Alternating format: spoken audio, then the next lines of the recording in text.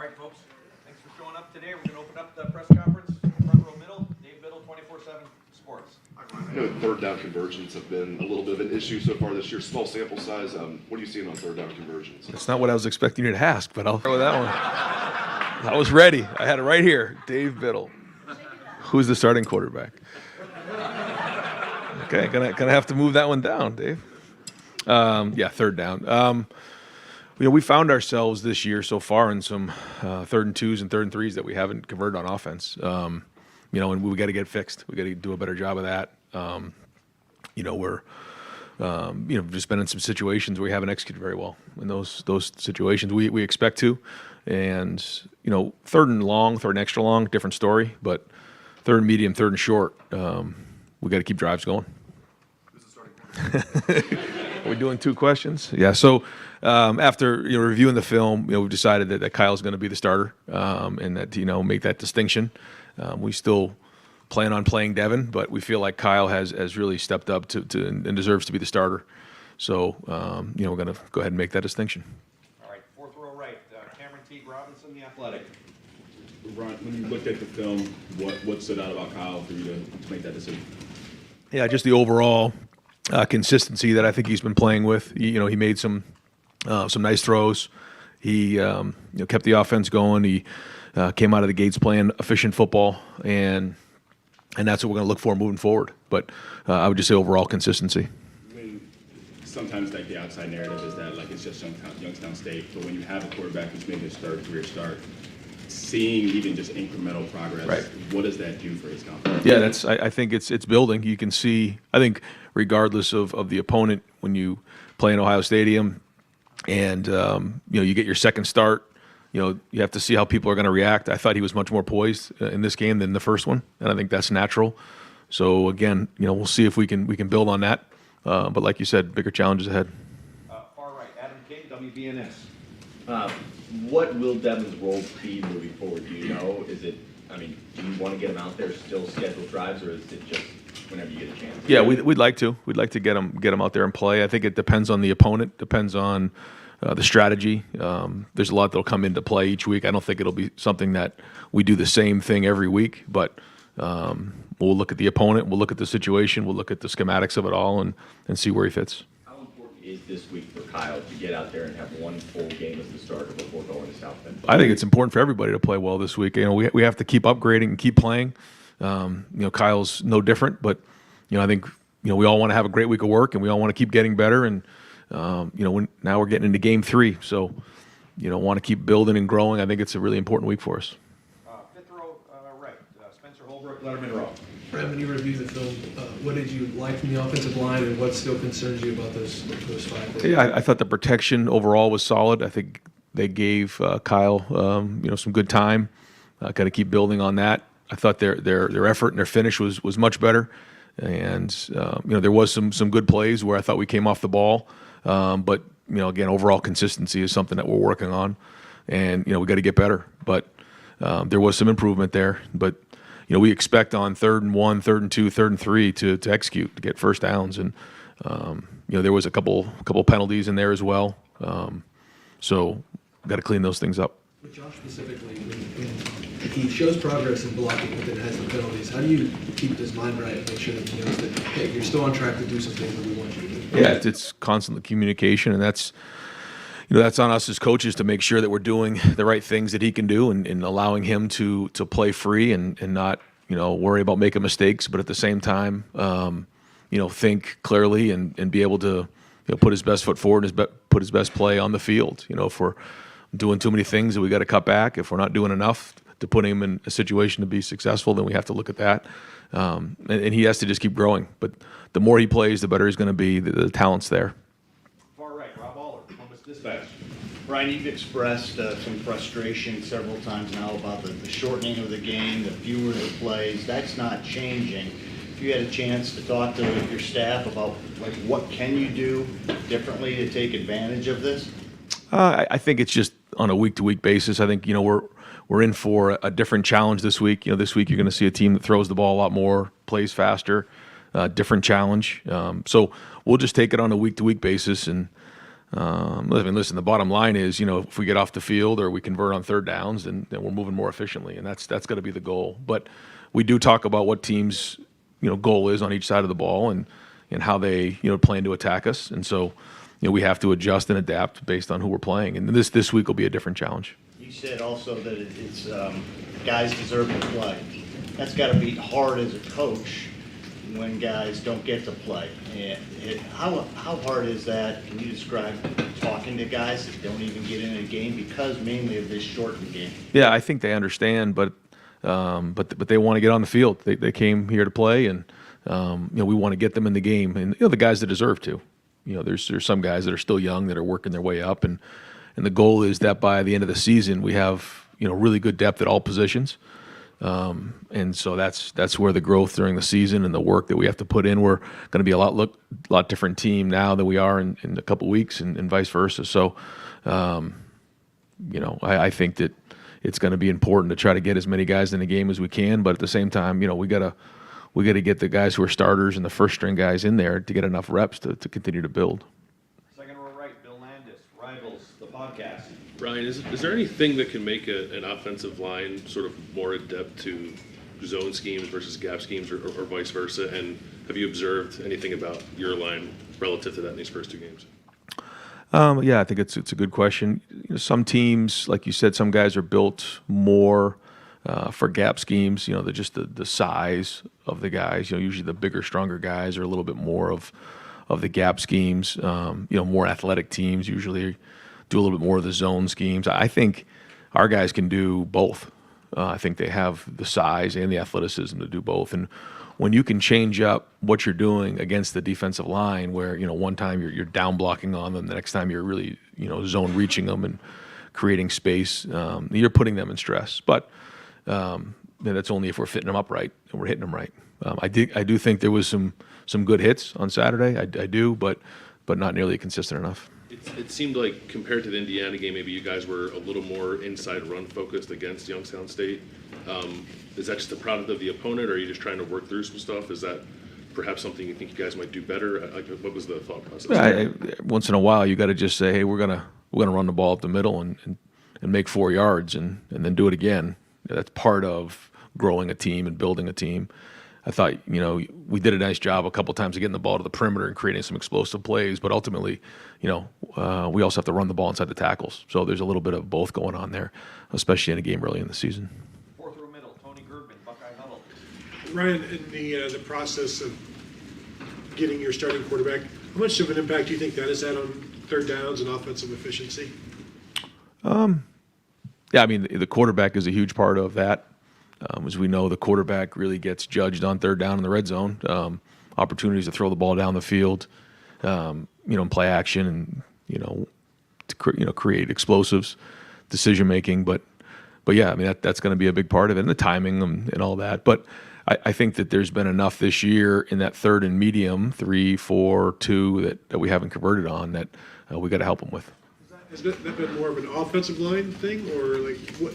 I don't think you can point to one thing, but that's what happens. When you have some inexperience there, it's one thing here, one thing there, and you add those up, then you're not as efficient as you'd like to be. So we've met as a group, we've talked about it, and we're going to try to give them a good plan and go after it again this week. Right next door, Pat Murphy, 24/7 Sports. Going back to Rob's question about the clock and the rules, you obviously dealt with similar rules in the NFL. I know it's been quite a while since you were there, but how much can you draw back on your experiences of being an offensive coordinator, quarterbacks coach, that to help? Yeah, I just think it's a totally different game. Even I threw on a little bit of that Jets game last night and just watched it. It just, you break the huddle at 15, and just the numbers aren't as big in that league as it is in college, and it's just very different that way. They play the game in the middle of the field. You really don't see any teams in the NFL go no huddle. Most of them are huddling for the most part, and so it's just different. There's just not as many plays in the NFL as there is in college. More games in the regular season, so just different. Yeah. Second row middle, Stephen Means, Cleveland.com. Some more on the clock thing. As a play caller, when you have certain things that you're trying to get done on the drive, certain things you want to get done in a game. how have the clock rules maybe affected what you want to run on game day? And also, like, do you feel like when you call something, it has to be more maximized than maybe in the past? Yeah, and there's no question. It has to. We've talked about that as a team. It has to be more efficient. We got to come out of the gates and be efficient. I thought we did that. In the first quarter, we took the ball and we were. How does it affect a game like it was on Saturday? You're trying to play fast. We're trying to play fast. They're trying to play slow. That's just kind of the back and forth of it all. When we start getting into some different games down the road, that's not going to be the focus. The focus will be on winning the game. But we tried to get as many plays as we possibly could. So your numbers, just your efficiency numbers, are maybe down from the last couple of years. It's only 2 game sample, so I have to understand that. But is the lack of efficiency just trying to adjust to the clock situation, or is that an execution problem? No, I just think that there's less at bats right now, and it's also based on our opponents and the way that they played the game. It was a little bit probably like playing, some of the service academies. They're running the ball and that's smart by them. It's good by them. It's just a different style of game. I think about maybe some of the games in the past that we were playing against no huddle teams that threw it, sort of like the team that we're going to play this week. So it'll be it'll be a different feel, we think, this week if things go as planned. Third row left, Dan Hope, Lettermen Warriors. Ryan, and for 2 games, the defensive ends haven't had any sacks. Is there anything you're seeing on film of just why they're not being able to get to the quarterback right now? Again, I think it's just going to be a different situation this week with Western Kentucky. They're going to throw the ball a lot more than our last 2 opponents. And they're going to play fast and try to spread us out. I think they do an excellent job. I mean, it's going to be a big challenge for our defensive line. It's going to be a challenge for our defense. They do a great job on defense and trying to change up the look. So schematically, we'll get stressed out. So this is a good challenge for us, and I think we'll have a better feel about that coming out of this game. How important do you think it is for the success of this defense going forward for those guys to be getting pressure on a consistent basis? Yeah, everything starts up front on both sides of the ball, and one of the things that the defensive line and Larry takes a lot of pride in is getting the pressure on the quarterback. So there's going to be an opportunity this week doing that because of how much they throw the football, and they have a really good quarterback and a really good scheme. So it goes hand in hand with the coverage. If the coverage is really strong, then the quarterback has to throw the ball or hold the ball longer. If the coverage is loose, the ball comes out a little sooner. And it's the same thing with the D line. They have to, rush. If they're not getting to the quarterback, he can hold on to it longer. They have to work together.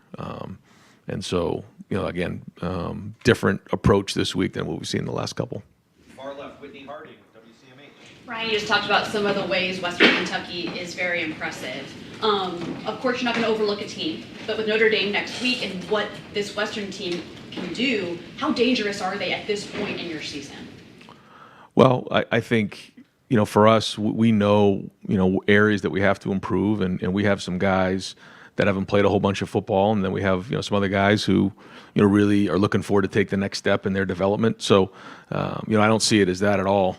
We're not there right now. We got to keep building and growing and in all 3 phases. So I don't see it like that at all. We got a lot of respect for what they do, and watch the way they played Auburn last year, and they'll put stress on us. So we got an opportunity to go out and try to play our best game of the year, and that's really what matters. And then we'll go from there.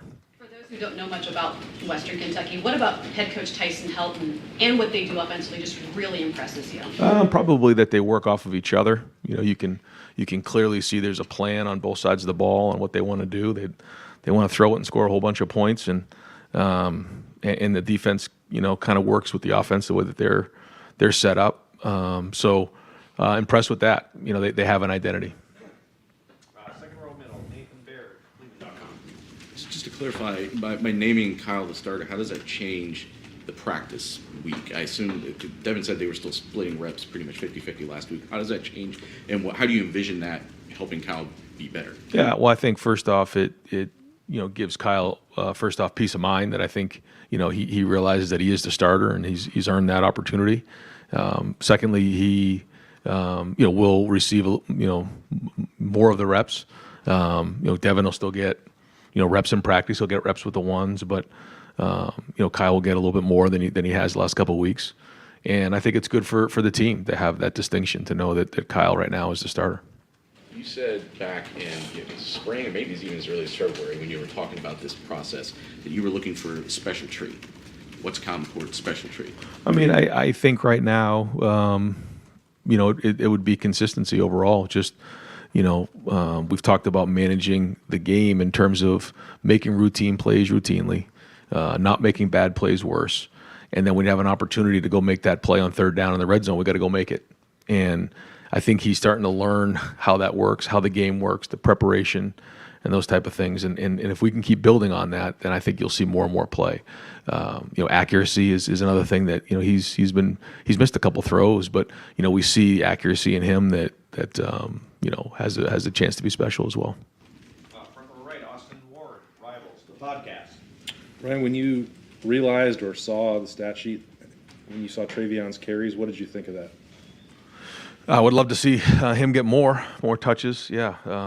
But then again, when I looked at everybody, I wish they had more, yeah.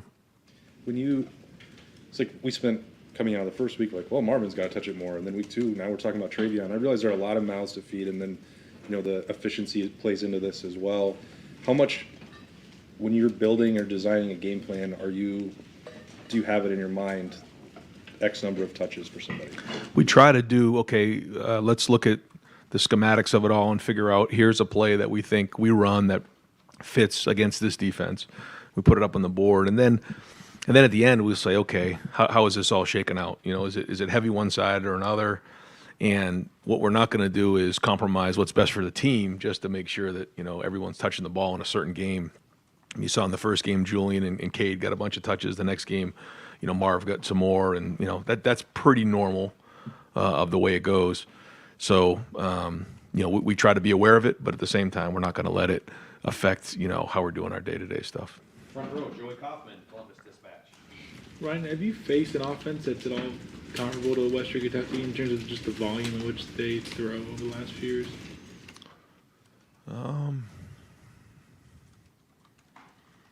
I felt like maybe a few years back against Indiana, they were throwing it a bunch, with Penix. I feel like they were throwing it a lot that year. You guys probably remember more than I do, but this is a little bit unique. Is there anything you can draw on some of those, maybe like just some of Jeff Brom's teams? So is there anything you can draw on some of those teams you've faced before? That I know you don't typically face air raids a ton in the Big Ten, but is there anything you can draw on those games that can help here? Yeah, and I think Jim has probably a little bit more of a background with it being, coming from the Big 12 for a couple years and seeing some of those styles of defense and our styles of offense and going up against them. So he's got a pretty good, experience with those guys. So had some good conversations with him, and I think he's got a good plan. Far right, Clay Hall, WSYX. Do you think this is good prep for Notre Dame, just in terms of Hartman being an accomplished guy? I think so, yeah. Yeah, I think it's a good challenge for our guys. I do. I think it's a good challenge for all of us.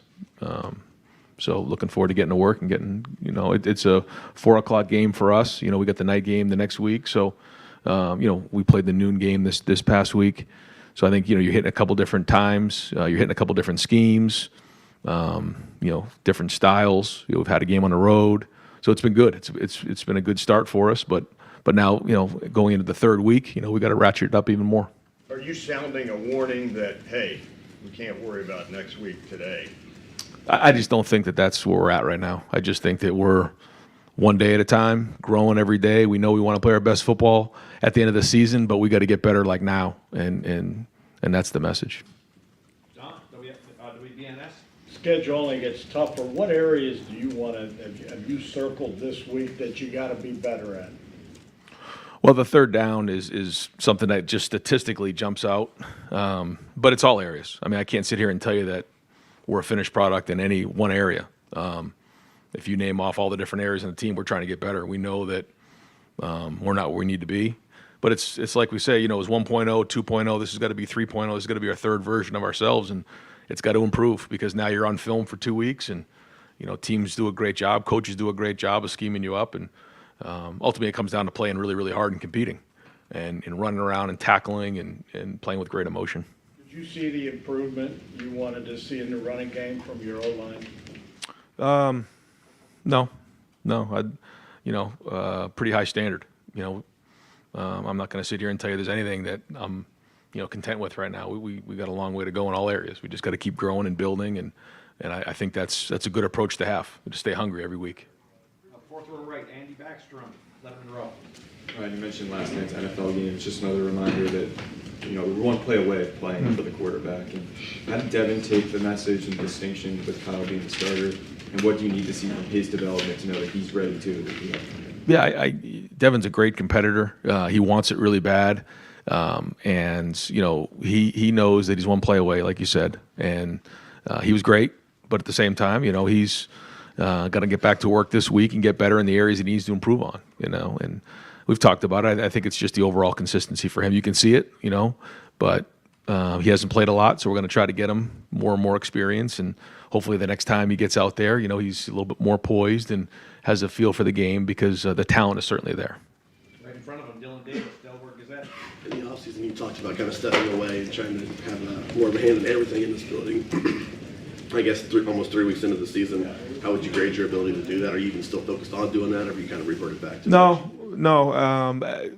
I think that I'm definitely doing that better and more than I have in the past. But at the same time, we have young quarterbacks, and we got to continually work through the beginning stages of the season. So pushing hard in that area as well. Long days, but that's okay. That's part of the job. But I think certainly Quinn Temple has really helped with that a lot.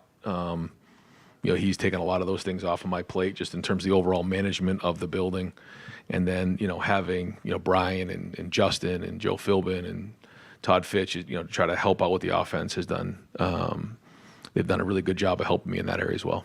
I know you said that it would be easy to do in the off season, but it gets kind of harder in the season. I guess does it change at all in these 3 weeks, or have you stayed pretty good? Yeah, I think so. I think it's changed a little bit, but at the same time, it's what you got to do to get the job done, and to win games, and a big part of that has been the way we do things on offense. So, going to stick with that, and the more and more the guys can take things and run, the more that I'll delegate. Front row, Tim May on 3 and the Tim May Show. Hey, thanks, Jerry. Ryan, when did the decision hit you that this was the time and the moment? Were you eating dinner, eating breakfast? Were you watching video? I'm talking about naming Kyle the bona fide dude. I felt like it after the game. I just didn't feel like it was the right time until we have reviewed the film. But I just felt like after the game, there was just an overall poise and consistency that I think led us all to think that, okay, Kyle's the guy right now. Yeah, and he seemed to throw the ball with more authority on Saturday. Do you agree with that? I do. Yeah, we had some that came out with a lot more confidence for sure. Yeah, and the sneak peek you've taken, at least, of WKU and their offense, Austin Reed in particular, the quarterback, what jumps out at you about him? The way he led the nation in passing last year, pretty close. Yeah, his story is pretty interesting, where he came from, and just in terms of wasn't a highly recruited guy. He's had to earn everything he's had to get, and that's usually the right recipe for a really good quarterback. But he's accurate. He gets the ball out of his hand. You can tell he's very, very intelligent, has good vision. So, really good challenge for our defense this week. I mean, they're going to come after us, and I think for the D line, for the secondary, all of the above, schematically. Looking forward to getting it going this week and seeing how it plays out on Saturday. Deep center, Jeremy Birmingham, Rivals, podcast. Ryan, there was a lot of focus all offseason about leadership, the committees, the finding guys to step up and be that guy. A lot of the guys that have been picked, Cade, Xavier, Tommy, these are guys that are quiet guys on the outside looking in. You guys obviously see practice, you see a lot more than we do. Is there any concern that there's not a vocal enough presence in the locker room or on the field? It seems like there's just a little bit of a flatness at times, because that's just the way those guys are. It's not a knock, but is there something more you're looking for? I think Tommy does have a pretty strong voice out there on the field. I agree with you. I think off the field, he's a man of few words, but on the field, I mean, you can feel him. You can hear him. He has passion. He has intensity. I mean, he runs the defense out there. I think Mike Hall really, you feel him. You feel him on the field. I think Travion Henderson has done a really good job. I mean, you feel his intensity every day at practice. You feel him on the field. And so that's great. And I think the more, some of the other guys, the more that they continue to build confidence this season, you'll start to see that more and more. But it's there. I like the way Cade played in the first game. I like his leadership out there. I think sometimes with the offensive line, you're used to having maybe some older guys there. When you have 3 new starters there, you don't get as strong of leadership because they're still trying to figure it out. I think as they get more and more confident, you'll start to see those guys step up. Feel that like any part of that is based on the early season schedule and maybe not having people looking ahead to something bigger. I mean, these games are hard to get up for everyone, but they are playing football at Ohio State, so you expect that they're out there with the right approach, right? Yeah. I mean, I haven't really felt that, but we'll keep pushing. We know that the challenges are coming, and it's only going to get harder and harder. The intensity is going to have to ratchet up for sure. All right, Andrew Gillis, Cleveland.com. Ryan, you mentioned Kyle's consistency, obviously, but how much of this decision was wanting to stick with one quarterback so you can maximize the fewer possessions and the fewer plays that you do have? I don't know. I didn't really look into it that much, but yeah, I mean, the more we can get those guys out there and the more reps they take, I know the better they're going to get. And so yeah, I mean, the more he can play, I see it. I saw the progression from week 1 to week 2, and hopefully we'll see the same progression in week 3. Third row middle, Andy Andrews, Lettermen Warriors. I mean, you've been talking a lot about consistency. I guess is that the prevailing message for the team this week right now, and how do you build consistency through practice and just how do you keep working on that? Well, there's a lot that comes with that. There's first off, there's just overall, bringing it every day in terms of your physicality. You have the physical part of it. Just the rest you have and being physical in practice. This is a violent collision sport. It's a combat sport. So, I mean, you got to physically bring it every day. And you have to be felt on the field. That's the first thing. The second thing is mentally, you have to prepare at a high level. It's like taking a test every day at practice. And, if you're not prepared mentally to go out in the field and, utilize the techniques and the tools or execute the scheme, then, you're not going to be consistent. And then part of that is like the soul and the spirit of it all. It's just the overall, like, I got to bring this thing because, we're competing at the highest level there is in all of sports right now. And so those are the 3 areas where you have to bring it every day. And, we want more consistency in that area. Now, that's not unique to this team, but that is a message. Right behind him, Brendan Gulick, Buckeyes Now on something. Sports Illustrated. Oh, okay. Oh, that thing. That's hilarious. Well, you didn't want me to say what I was saying. We did. You almost, yeah. Well, that's because that was, yeah. Okay. Ryan, you were pretty straightforward with us after Indiana when we were talking to you about success. You said, hey, 250 on the ground, 300 through the air, want to score 50 points. Like that's kind of how you define it. But I'm curious, like in a week like this, aside from that, how do you define success this week? Like what things are you looking at saying, hey, if version 3.0 of us is gonna be really good, this, that, whatever it might be, how do you define success this week? Well, I think the first thing is you want everyone to grade out a champion. You've heard us talk about that. So, we look at effort, we look at execution, we look at different things. And if guys grade over 80%, then they're a champion. I mean, that's a tangible thing you can look at. And, if you have, your starters or you have a good portion of your offense or defense, grade out a champion, that's probably a pretty good day. If you don't, then that's that's not the direction we're trying to go in. So that's the job of the position coaches and the unit coaches and the leaders to make sure that their unit is grading out a champion.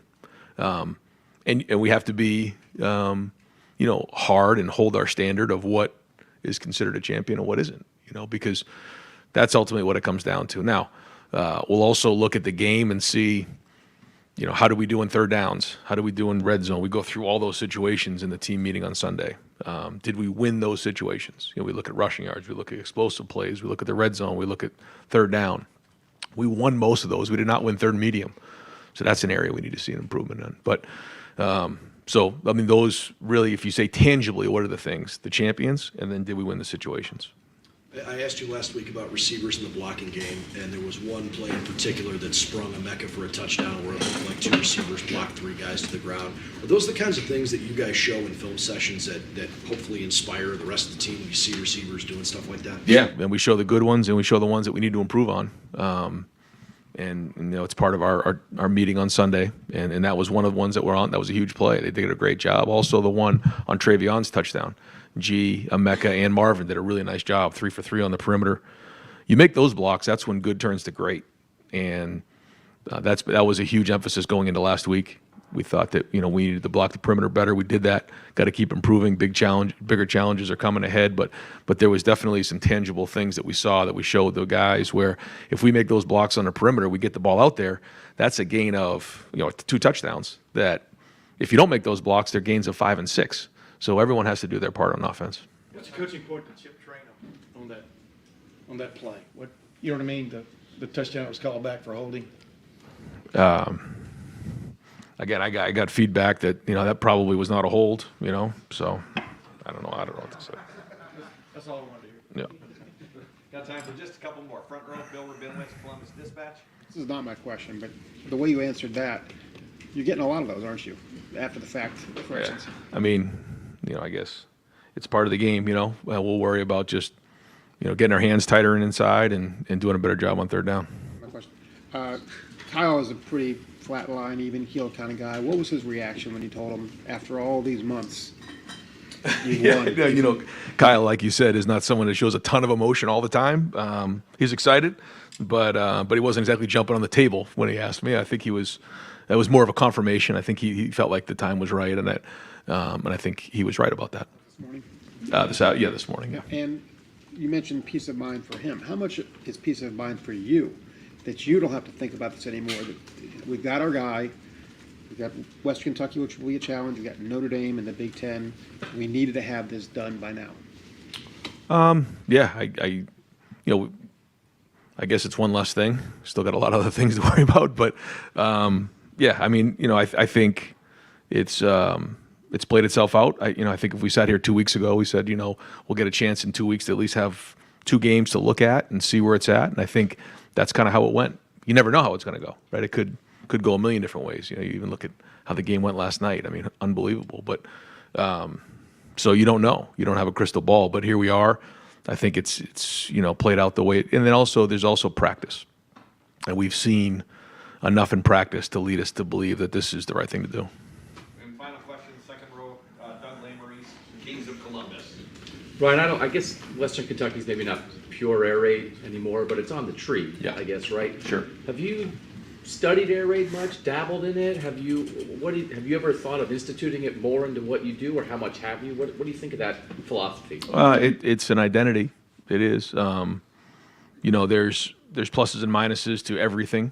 And they do a great job of creating space and getting the ball out of their hand quickly, and wide receiver screens and the throws off of them, and they're creative about some of their trick things that they do, and so we got to be on our game. They're going to challenge us. But yeah, we look at everybody. I mean, I probably look at too many people, but always looking for great ideas of how teams attack others. But ultimately, you have to get back to what your identity is, you know, and so, you know, there's certain things that are trends in different leagues, you know, and certainly in the Big Ten, there's things that and teams and, you know, weather and just different things you have to consider. And I know offensively you want to be efficient and explosive, right? Yes. That's a given. But that slider, right? Is it right in the middle all the time? We want to be efficient and explosive, or philosophically, is there a way that you lean if we're gonna, or does that change with your quarterback, with your players, with your team? In the game. Yeah. I think all those things you have to consider for sure. You know, every opponent's different, every situation's different. You know, there's a lot of things to consider. And those are the decisions you try to do the best you can to put your team in the best situation ultimately to reach your goals. You know, sometimes it may not be the best thing at the time or seem that way, but you try to do everything you can, and it's our job as coaches to do that. And you know, sometimes you want to see how certain guys are responding. Sometimes you want to see give somebody an opportunity to prove in a game that they can or they can't. Sometimes, you have to be a little bit stubborn in certain areas to find out. And sometimes it's exciting, sometimes disappointing. But that's part of building a team and building an offense and figuring out what you can and can't do. Because like we said, going into week 1 and week 2, you make assumptions. And some assumptions are proven to be true, other assumptions are proven to be wrong, and then you keep building from there. Coach, thank you very much. Thanks, guys. Thanks, Ryan.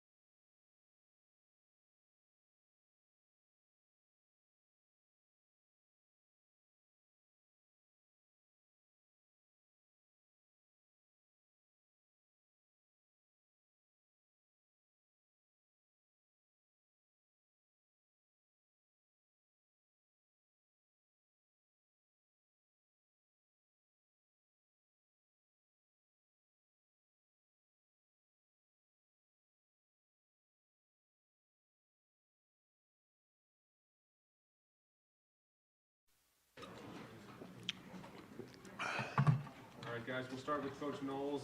Here, front row left, Dave Biddle. Hey, Coach, what are you seeing out of Jack and JT off the edge? Is it, they're not getting a lot of pressure, but is it scheme? Are they getting their job done? Just what are you seeing out of JT and Jack? Yeah, they're getting their job done. You know, we faced 2 games where really there weren't that many opportunities to pass rush. You know, that chance will come probably this week. But like I always say, you never know. It looks like this week they're going to get their chance. You know, we faced an option attack and last week a lot of teams trying to run the ball on 3rd down, shorten the game. So they just haven't had the opportunities yet. Right behind him, Nathan Baird, Cleveland.com. As you've been formulating this, your defensive philosophy over the years, these run or RPO heavy offenses, how much do you have to adjust your philosophy to attack a team like this, or do you feel like this philosophy is built already to Yeah, we built it over the years for the RPO. I think sometimes you can get lulled to sleep, or lose your eyes. A lot of it is about eye discipline, but the answers are there. They're in the system. I feel good about what we have. It's just continued training. We'll go next to Spencer Holbrook, Lettermen Row. Jim, what did you like so much about Jordan in the slot on Saturday? Do you think that you guys are going to be able to use that to your advantage moving forward? Yeah, he's a athletic, competitive guy, who showed also from that position a willingness to tackle, so those guys get into the mix as tacklers. And he showed a toughness also with having the foot speed of a corner, which is ideally what you look for. We'll go second row right here, Bill Landis. Jim, I guess just maybe as part of your philosophy, how important are havoc plays behind the line of scrimmage, tackle for loss and sacks, and when you come out of a game where you're playing an FCS opponent, you only get 3 tackles for loss against a team that runs the ball a lot. Is that not meeting the standard, or do you not concern yourself with those kind of plays? I think I've adjusted, I think when you're at places where you need to live in that world, feast or famine type of world where you're trying to make sure that you take a lot of chances, do a lot of different things to somehow gain the advantage. I think I've adjusted my philosophy here because we have different players, and my job is to make sure that we win the game, not get the TFLs. And a lot of times I think the best philosophy here is to let the guys play, keep the points off the board.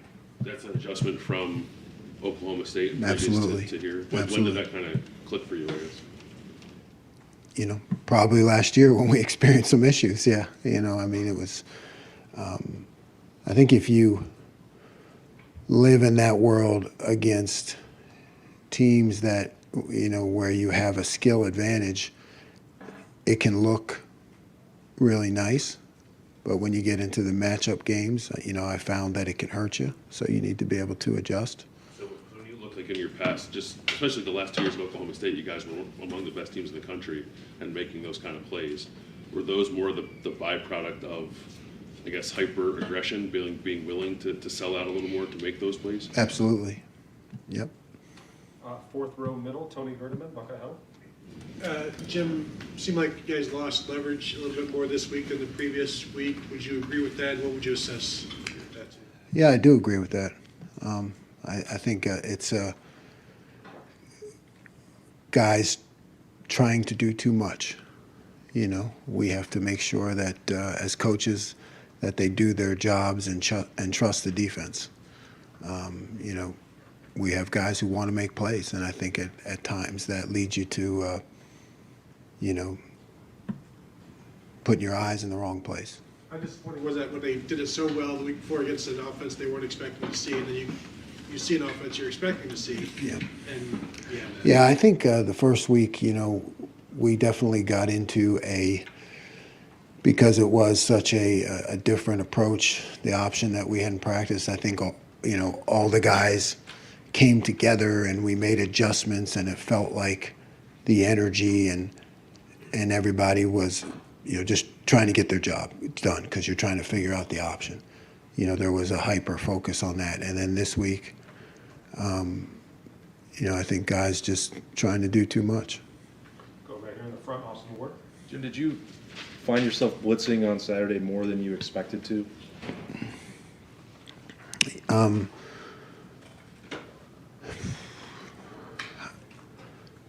I always expect to blitz, just pick and choose the moments.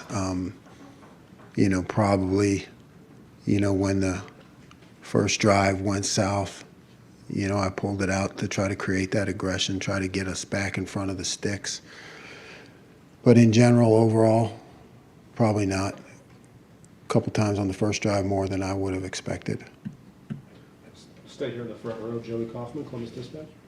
Jim, how does Western Kentucky's air raid, if you will, compare to some of the teams you'd face in the Big 12 with the emphasis they put on the passing game, and is there anything you can draw from those matchups? Absolutely. They're, very similar to a Big 12 type of offense. They'll throw the ball down the field to get you running on the perimeter, trying to tire out your defensive linemen, get you moving sideways in order to then go up top, create eye violations. So, yeah, it's similar. Are there things from those, like, to stop a team like that, are there things that are really important for your defense? Yeah, you have to be able to keep the ball in front of you. You got to be able to, I call it smart swarm. You got to be able to chase with proper leverage. You can't just chase randomly on the screens. Everybody's got to be at the right place. Go third row middle, Dan Hope, 11 Warriors. Jim, what went into the decision to take Malik out of the game after that first series and go with Jihad the rest of the way? Malik just looked like he struggled a little bit on the first series, and that's natural for a true freshman. He still will have the opportunity to play. Just thought it was best to get Jihad in there, a guy who had a little more experience. Where do things stand right now in terms of who your top free safety is going into this week? Well, if Josh is healthy, depending on what kind of practice time he gets, right? It really depends on practice and how well you practice. But I could see Josh moving back in there. With deep center field, Jeremy Birmingham. Maybe this is me playing too much video games when I was younger, but when you have a guy like Sonny Styles who is so different and can move and play basically on the edge or play nickel or play deep safety, in a week like this where you're playing against a team that you expect to throw the ball around a lot, is there any thought to having him in the middle and keeping Jordan on the field in the slot so you can get both of those guys' length and athleticism out there? Or? Yeah, I think it's always a possibility. Sonny can do a lot of different things, and we want to build that in. At the same time, Sonny's young, and we want to make sure he gains the experience necessary to be, a premier player at his position. So it's always that balance. How much more do you, anything you do with him in other places, which could be appropriate, you do take away from his continued learning and progress at his position. Come back down here to the front, Bill Rabinowitz, Columbus Dispatch. Just how big a test will this be for you? Because you're going to, I'm sure your secondary is waiting for somebody to test them. How big a test is this going to be for them? I think it's a big test. I really do. This is an offense that will attack on the perimeter and downfield. We had some issues with that last year. We've gotten better in our first couple games in terms of explosive plays and minimizing that, but we haven't really been tested yet, so this will be important. Let's build off the question that Bill asked before, your change in philosophy because of where you're at. Did that kick in at the end of last year, in the off season, or even the first two games this year? Yeah, I think it was, building throughout the season. We gave up explosive plays, even to Indiana, who we played, or Toledo last year, we gave up explosive plays, So those were still wins, but it was always on my mind. And then it really came in after the season when I did the study. Come here, Kyle Cameron, T. Robinson, The Athletic. Jim, when you look at a guy like Davison, obviously the most important, obviously the thing important is you want to get your hands on the ball, you want to get interceptions. But when you have a guy like Davison who, even if he gives up a completion, is so physical that he rarely gives up a tackle on the outside, can that sometimes be overlooked for outside corners? His ability to play on the outside run, yeah. I think nowadays people think of corners just as cover guys, but teams build that in. When you're playing with 5 DBs or different situations, they build that in to try to get to the corner in the run game and in the scheme. So I think it's a big bonus to have a guy like him who will tackle. Go right here, the second row middle, Stephen Means, Cleveland.com. Just more on the Jordan Hancock, Cameron Martinez situation. When you're deciding whether you're going to go with a corner or a safety there in those 3rd and long situations, what is going through you and Perry's mind when you're trying to decide which one you want to go with in that situation? Well, you're balancing how much man you're going to play versus how much zone. How much disguise you want to have. What has been their zone training. Do they understand all the calls? That the safeties would. Do they understand all the calls? Do they understand all the different formations? Man is man. You'd certainly want the corner in there, but you have to have other looks off of it. So now it's okay. Does he understand those, and does he understand where he fits in the zone? Right next to him, Doug Maurice, Rivals. Jim, again, what you're talking about was sort of adjusting your philosophy. Is that difficult? Was it obvious to you? Was it something that when you came to Ohio State, you thought, maybe I will be less feast or famine because of the types of player? I'm just curious about, you've been doing this for a long time. How much of a sea change is this for you? It's a change. How much, I don't know. I try to pride myself in changing, over the years, because the game changes, your personnel changes.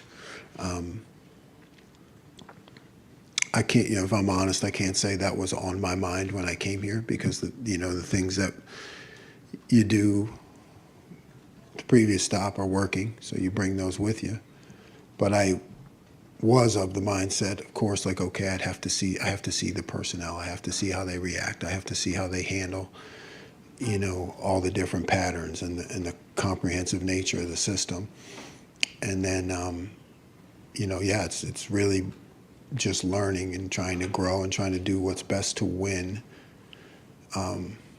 It's not what I know, it's what our players know, and it's what they do best. And then just philosophically, and I know it probably changes game to game, at a place like this with the players you have here, do you take more risks and are more aggressive in an equal talent game against the best opposition, or do you back off on the aggressiveness in an equal talent game because we still trust our guys and we don't want to give up a big play because we're trying to be aggressive? Right. You know what I mean? Yeah, you have to see the flow of the game. You have to, it's always about balance, right? You never want to be predictable. You want to be able to put the pressure in when it's least expected. So to me, it's really about balance and unpredictability. You don't want somebody to be able to just line you up and say they know what you're going to do. So you're just trying to change up. And when you get to those games, you have to look at yourself, scout, and you have to say, okay, what have I done in this situation in the past? And do I want to stick with it, or is it time to throw a curveball? Got time for just a couple more. We'll go deep left. Justin Holbrook. After the game, Denzel said he had much more of a pro approach to how he went about the offseason and is now seeing the results of that.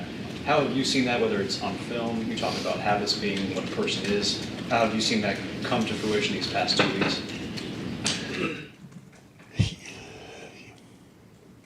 Everything you see in the game, you see in practice, right? Otherwise you're not doing a good job as a coach. So, yeah, I've seen it starting last spring from him, just his demeanor, his attitude, the way he takes care of his body, the brightness in his eyes, the locked in learning, all those things. So we saw it all through spring camp and expect to see it in the game, and we have so far. How difficult is that for a player who had the up and down season he had last year to have that reflection and talk to himself a lot? He said that, and to go from that to where he is now and learn from those moments and not let it get too far down. It's difficult, right? It's difficult for all of us to change. It's difficult for all of us to be introspective and realize where maybe you can do better. So, and imagine it's even more difficult for a young person under the spotlight of a top 5 program and the pressure that he gets to be able to sit back and look at that. So I give him a lot of credit. Go over here, Matt Parker. Yeah, Andy. Oh, sorry. Andy. That too. It's Andy. Hi, Andy. So going back to Davidson, you talk about being aggressive or not aggressive. He's given up 8 catches the first 2 weeks. Do you rather him keep those in front of him because he doesn't give up many yards after the catch? Are you okay with that, or do you want him to be more aggressive in some of those targets? More aggressive. Stay aggressive. Keep throwing punches. Don't change. Don't back off. Keep fighting. He's doing a good job.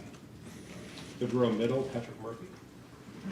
Jim, Ryan's talked to us quite a bit about the clock rules and fewer possessions, things like that. How much has that been a conversation with the defensive side of the ball, and maybe what you guys can do to get the ball back to the offense to kind of help alleviate some of those issues? Definitely after this game. I thought our third down production was not good enough. So we have to it's one of those things you always emphasize, the third down, and now you get to show your players how important it is and how you give up a couple third downs, but they don't score. Ultimately, that's a check, but we're at Ohio State. We need a check plus, Check plus means get the damn ball back, and we need to do a better job of that. We'll wrap it up right next to him with Brendan Gulick, Buckeyes Now. A couple quick things. Does Austin Reed remind you of anybody that you've played against in the past? Played against a lot of good players. He looks like all the rest of them. Yeah, absolutely. Absolutely.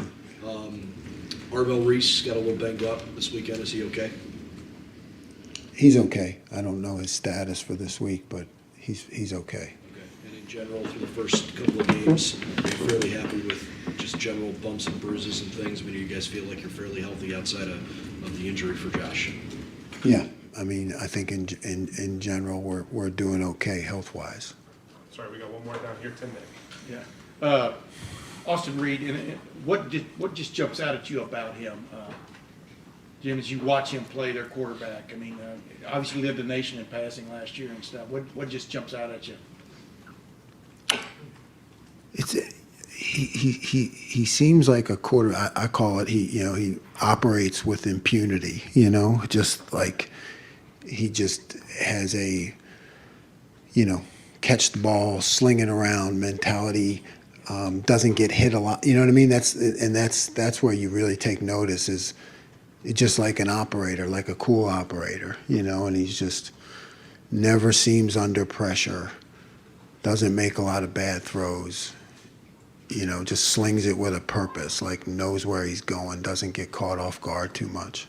And the other thing, going in a game like this, I would think my thought on this game is they're going to come in throwing haymakers and seeing if y'all can handle it. I mean, that's kind of a rudimentary way of looking at it, but do you have that sense too? I mean, how do you keep your defense, I guess, how do you heighten the alert, on the defensive side of the ball about what these guys have in mind? It's coaching, that's coaching. You have to show them what they're up against, prepare them, have a plan. But yeah, I think they'll do the same thing. I think they ran 90 plays against Auburn last year. So, I don't expect that they're going to try to slow the game down like we've seen the last 2 weeks. Thank you, man. Coach, thank you very much. Thank you, Jim.